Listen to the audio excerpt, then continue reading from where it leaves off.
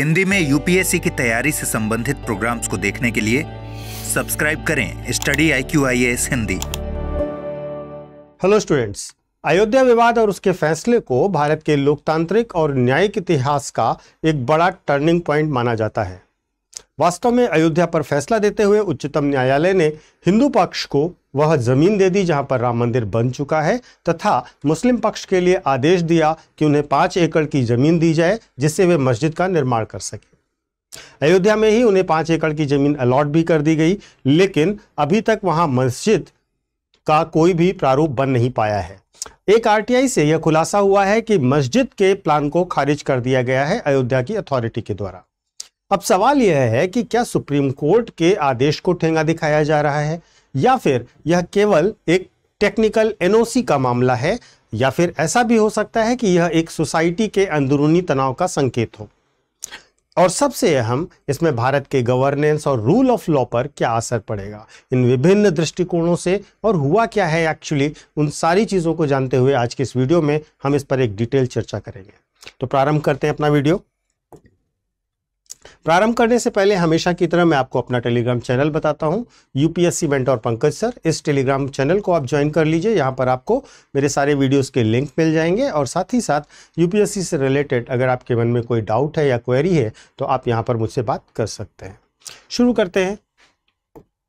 Background क्या है, तो थोड़ा सा बैकग्राउंड में जाते हैं। अगर बैकग्राउंड में जाएं तो देखें, वास्तव में जो अयोध्या है वहाँ पर बाबरी मस्जिद, जिसका निर्माण करीब 1528 के आसपास हुआ था, वहाँ पर राम जन्मभूमि का विवाद कई दशकों से चलता चला आ रहा है। 1949 में कहा जाता है कि विवादित स्थल के अंदर रामलला की मूर्तियां रखी गई और बाद में हिंदू पक्ष ने दावा किया कि यही राम जन्मभूमि है। 1992 में राम मंदिर मूवमेंट होता है और बाबरी मस्जिद का विध्वंस कर दिया जाता है, जिससे देश भर में दंगे और गहरी राजनीतिक सामाजिक खाई पैदा हो जाती है। 2019 में मामला सुप्रीम कोर्ट के द्वारा निर्णय लिया जाता है और इसमें 5 जजों की संविधान पीठ, जिसमें चीफ जस्टिस ऑफ इंडिया थे जो रंजन गोगोई साहब थे उस समय, और 4 अन्य जज इस पीठ के सदस्य थे।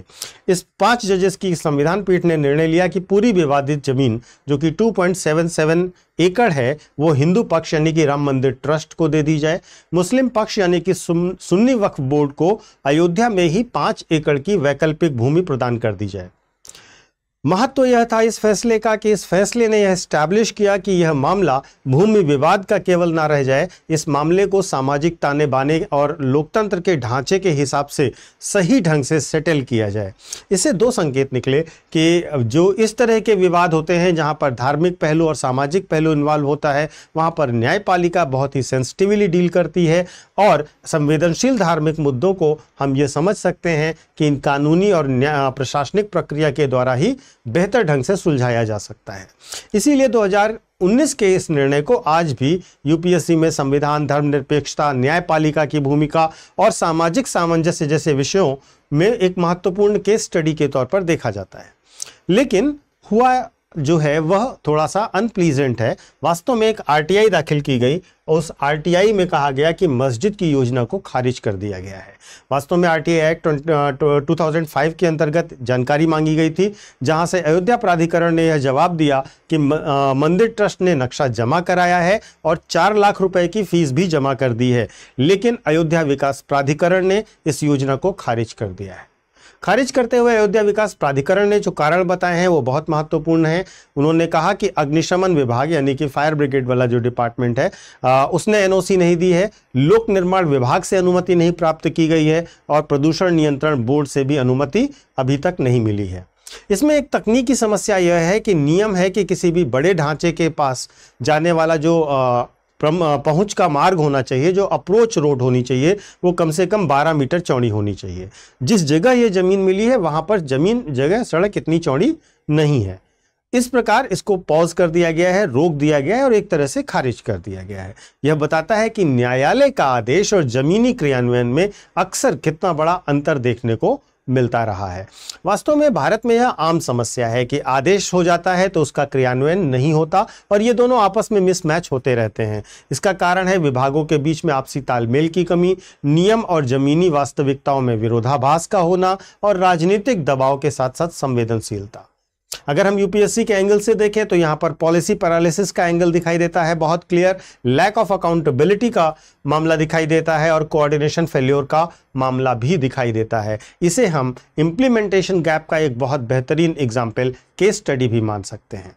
अब यह जब डिसीजन पता चला है पब्लिक को तो हमें इसके सामाजिक और राजनीतिक पहलुओं पर भी ध्यान देना पड़ेगा। अगर हम इसके सामाजिक और राजनीतिक पहलुओं की बात करें तो बीजेपी के ही एक बड़े नेता ने बोला है कि यहाँ पर मस्जिद नहीं बन सकती है, उन्हें दूसरी तरफ मस्जिद बनानी पड़ेगी, जिसको लेकर के न्यूज़पेपर्स में बहुत विवाद भी चल रहा है। नाम मैं नहीं लूँगा। वास्तव में इसके अंतर्गत अगर हम सामाजिक और राजनीतिक पहलुओं को देखें तो कई सारे प्रश्न उठते हैं। जैसे कि सबसे पहला सवाल संवेदनशीलता पर उठता है। अगर हम देखें तो अयोध्या स्वयं में एक धार्मिक स्थल का प्रतीक माना जाता है। राम मंदिर निर्माण और अब मस्जिद योजना दोनों ही समुदायों, चाहे वो हिंदू समुदाय हो या मुस्लिम समुदाय हो, दोनों के लिए एक भावनात्मक विषय है, उनकी भावना और धार्मिक आस्था से जुड़ा हुआ विषय है। ऐसे माहौल में मस्जिद की योजना का रिजेक्ट होना अपने आप में संवेदनशीलता को कहीं और गहरा करेगा और कहीं बड़ी खाई पैदा करेगा। इसके साथ साथ राजनीतिक बयानबाजी शुरू हो गई है। जैसा कि मैंने अभी आपसे कहा कि किसी नेता ने एक बड़ा बयान दिया और उसी के साथ साथ आप देखिए अब क्रिया और प्रतिक्रिया के हिसाब से जवाबी बयानबाजी शुरू हो गई है। ऐसे बयानों से सामाजिक अविश्वास और तनाव दोनों बढ़ेगा और इससे प्रशासनिक निर्णयों को राजनीतिक चश्मे से भी देखा जाना शुरू कर दिया जाएगा। अगला महत्वपूर्ण मुद्दा है इसका सामाजिक असर। अगर हम देखें तो एक वर्ग को यह लगता है कि उसके साथ न्याय नहीं किया जा रहा है। पहले मस्जिद तोड़ी गई, फिर उसके बाद जो मस्जिद के लिए नई जमीन अलॉट की गई वहां पर मस्जिद का नक्शा तक पास नहीं किया जा रहा है। दूसरा वर्ग इसे अपनी जीत की तरह रिप्रेजेंट कर रहा है कि हमने मस्जिद भी तोड़ी और इस तरीके से स्थितियां भी बन रही हैं। परिणाम स्वरूप सामाजिक विभाजन, आपसी रंजिश और मनों में मनमुटाव जिसे हम कहते हैं, बहुत गहरा होता चला जा रहा है।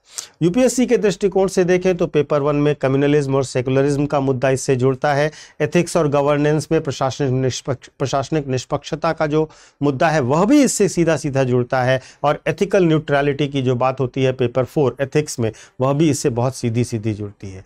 मुद्दा बहुत सीधा सा है कि जब धार्मिक आस्था और राजनीति का मेल होता है तो समाज में सामंजस्य की जगह संदेह पनपता ही पनपता है। और प्रश्न यह है कि क्या भारत की राजनीति समाज को जोड़ने का साधन बनेगी या फिर आस्था के आधार पर वोट की गिनती को बढ़ाने का एक अप्रोच बनेगी।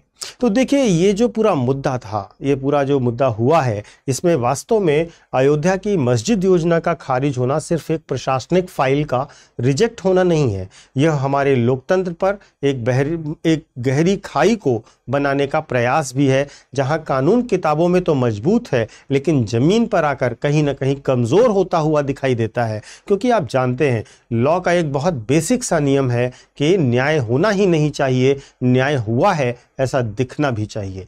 और समस्या यह है कि ऐसे माहौल में और ऐसे मामलों में जहां इस तरह की चीज़ें होती हैं तो न्याय होते हुए दिखता नहीं है और यहाँ से ही समाज में संदेह पैदा होता है। सुप्रीम कोर्ट ने अपने आदेश दिया और आरटीआई ने उसकी एक सच्चाई सामने लाई, लेकिन असल सवाल जो है वह अभी भी अपनी जगह पर है कि क्या भारत में न्यायालय के आदेश केवल दस्तावेजों तक सीमित रह गए हैं? क्या पारदर्शिता के बिना जवाबदेही अधूरी नहीं है? तो यह मामला हमें याद दिलाता है कि किसी भी लोकतंत्र की असली ताकत फैसलों में नहीं होती, बल्कि उन फैसलों को ईमानदारी से लागू कराने में होती है। और यहाँ पर फैसला लागू होने में डिले भी हो रहा है और साथ ही साथ यह एक मुद्दा बनता भी जा रहा है। चलिए आगे बढ़ते हैं। आप अपने विचार अवश्य दीजिएगा कमेंट करके, लेकिन उसके पहले मैं आपको एक छोटा सा अनाउंसमेंट दे देता हूं, जहां पर मैं आपको बताना चाहूँगा स्टडी IQ IAS एक 20 मिलियन फैमिली बन गया है सब्सक्राइबर्स का, और इस खुशी को सेलिब्रेट कर रहे हैं हम आपके साथ। इसमें शुरुआती 200 बच्चों को हम अपना हर एक फाउंडेशन बैच तो मात्र 20,000 रुपये में दे रहे हैं। आप इस सेलिब्रेशन में शामिल होइए, लेकिन ध्यान रखिएगा कि 30 सितंबर से पहले और शुरुआती 200 बच्चों के लिए ही यह ऑफ़र है। तो अगर आप लेट करते हैं तो आपको यह ऑफ़र नहीं मिलेगा। आपने फ़ीस देखी है, बहुत महंगा पड़ता है, अचानक आपको इतनी सस्ती फ़ीस मिल रही है तो आपको इससे ज्वाइन ज़रूर कर लेना चाहिए। 20,000 रुपये में 2026, 27 या 28 का कोई भी फाउंडेशन बैच आप लेते हैं तो आपको यह 20,000 में मिलेगा। बस आपको ये करना है कि आपको पीके लाइव कोड का इस्तेमाल करना है। इस कोड का इस्तेमाल करते ही आपको फीस डिडक्ट होकर के 20,000 की पड़ेगी। लेट मत कीजिए, क्योंकि सीट फुल होने के बाद यह ऑफर वैलिड नहीं रहेगा। और जिन बच्चों को भी यूपीएससी की तैयारी करनी है, उन्हें पता है स्टडी IQ प्लेटफॉर्म क्या है, वहाँ पर स्टडी कैसे होती है, वहाँ के रिजल्ट्स कैसे हैं, तो देर मत कीजिए, जल्द से जल्द ज्वाइन कीजिए। Thank you so much. Hindi में यूपीएससी की तैयारी से संबंधित प्रोग्राम्स को देखने के लिए सब्सक्राइब करें स्टडी IQ IAS हिंदी।